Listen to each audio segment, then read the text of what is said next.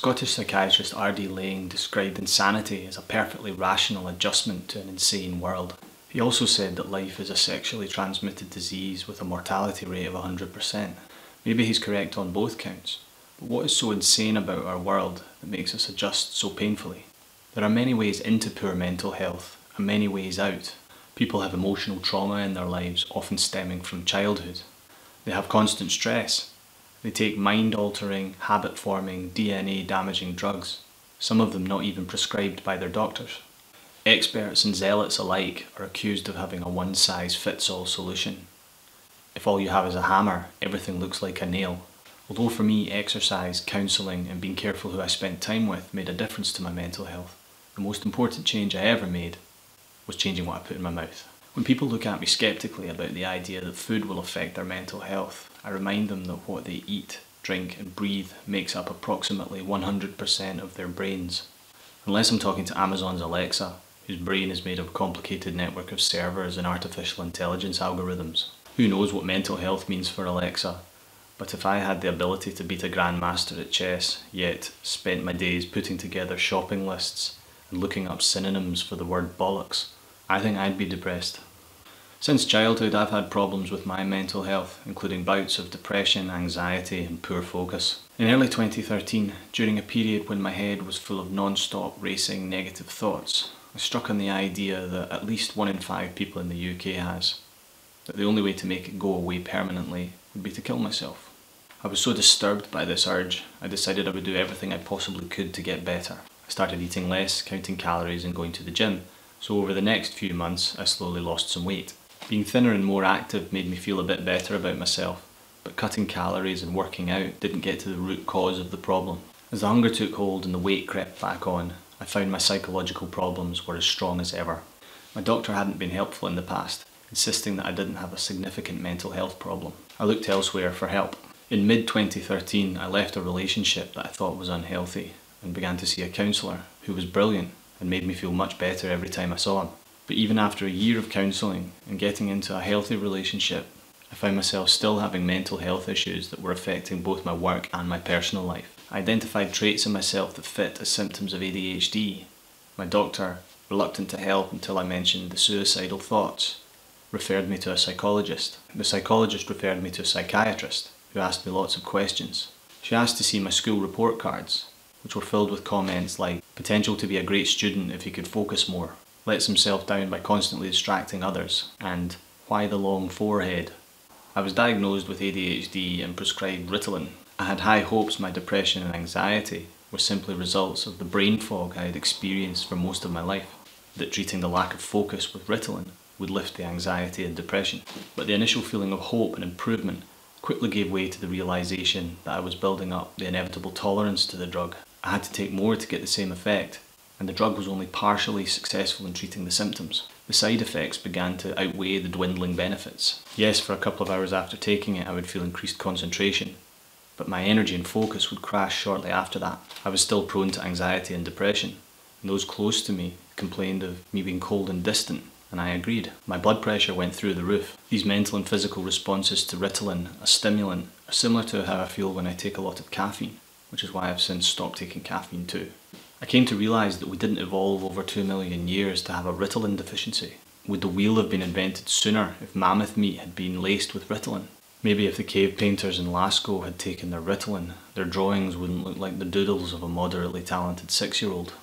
Does the Flintstones depict an alternative universe where prehistoric people had access to stimulants? It would explain why Bam Bam was so violent and Wilma always so thin. Up until that point, I had improved my diet somewhat by cutting down on refined sugar and cutting out gluten, effectively doing a loose paleo diet. A lot of my digestive problems went away when I cut out gluten. I still had the rest of my problems much of the time.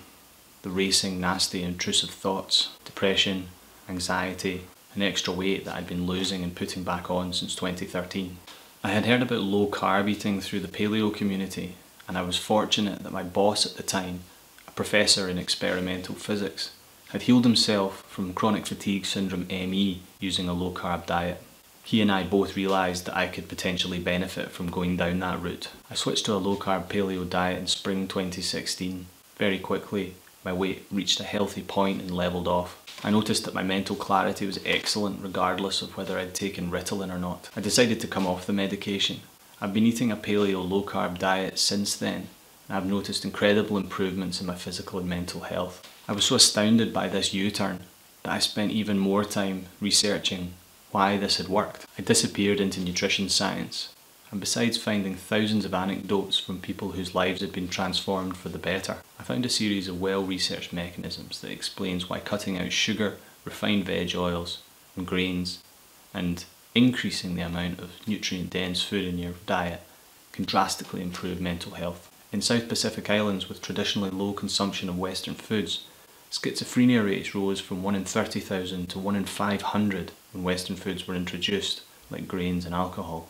Gluten-free diets have been shown to relieve the symptoms of certain mental health conditions in a number of trials. Depression and violence correlate deeply with the introduction and use of vegetable oils. Nick Lane and Doug Wallace are two researchers who describe the production of energy in the body by a part of our cells called the mitochondria. Each one is very small, but we have trillions in our body, and the energy combines to that of a lightning bolt.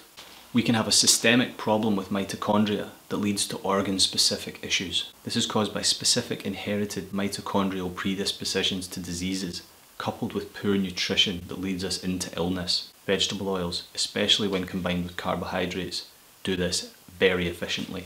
One of the reasons I left my PhD in physics to rejoin the world of food was I saw the power it had to heal mental and physical illnesses. I wanted to share that with everyone. I no longer have depression and anxiety, even when I'm put under extreme stress. I've seen my counsellor once or twice, though it's more for a tune-up, though there's no doubt that he gave me important coping mechanisms and helped me understand myself in a way I couldn't have done alone. I also made the decision to cut down on drinking. I noticed that even after a few drinks, I could have a really low mood for a couple of days afterwards, and I decided it pretty much wasn't worth it. People may think it's impossible to untangle the effect of food from that of counselling, exercise and cutting out unhealthy people. But it's not. I can make the deepest, darkest problems come back if I overload on sugar, grains, caffeine or alcohol.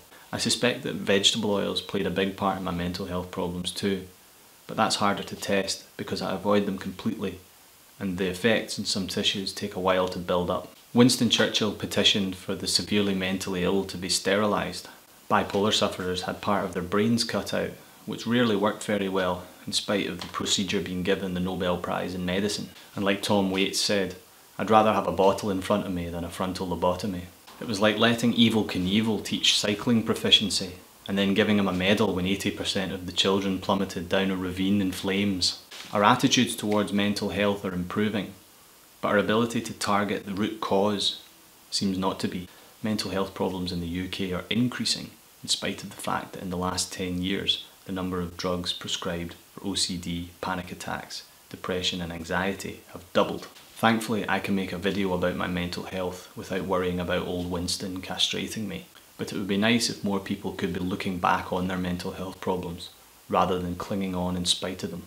I think R.D. Laing is correct, that insanity is a rational adjustment to an insane world, but it's the toxic food environment that we live in that's so insane, and our body's reaction to these toxic inputs that are rational but so distressing. If you have a mental health problem, speak to people about it, whether that's a doctor, a counsellor, a friend, or all of the above, but also know the power that you have to change what you put in your mouth.